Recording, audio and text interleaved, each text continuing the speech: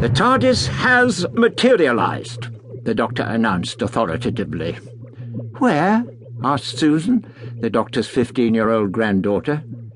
The Doctor moved around the central control deck of the spacecraft to the digital time-place orientation printout and pressed the appropriate button. Nothing happened. "Well?" Susan arched her eyebrows. "Chesterton, hand me a screwdriver," the Doctor said testily. Ian took one from the toolkit and gave it to the Doctor, remarking that, with any luck, they were on Earth during the 1980s, in an aerospace factory where the TARDIS could be thoroughly overhauled.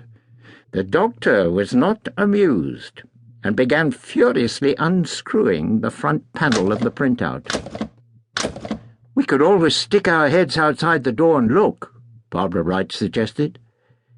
"And be devoured by a dinosaur? Or dictated to by a Dalek, perhaps?" Ian added.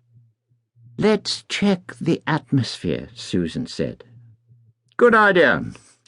Ian turned to the Doctor. "May I?" The only reply was a grunt, which Ian took to mean yes, so he switched on the atmospheric sensor.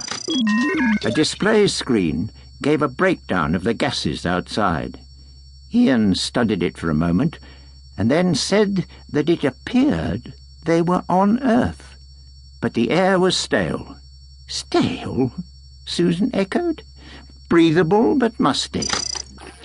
"Then we can take a peek," said Barbara. "Coming with me?" she asked Susan. When Susan asked the Doctor if she could go, he waved one hand rather vaguely at her and told Ian to help him to remove the panel.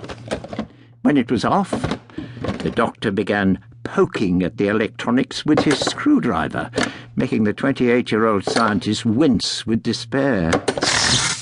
Cautiously, Susan and Barbara opened the door and peered out. Apart from the light inside the TARDIS, they were in total darkness.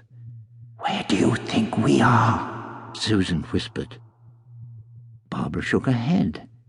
But as the light from the TARDIS diffused, and their eyes became accustomed to the gloom, they stepped outside and looked around. They were in a large tomb, and in the centre was a raised stone slab on which lay a superbly cloaked skeleton with a magnificent gold mask covering the skull.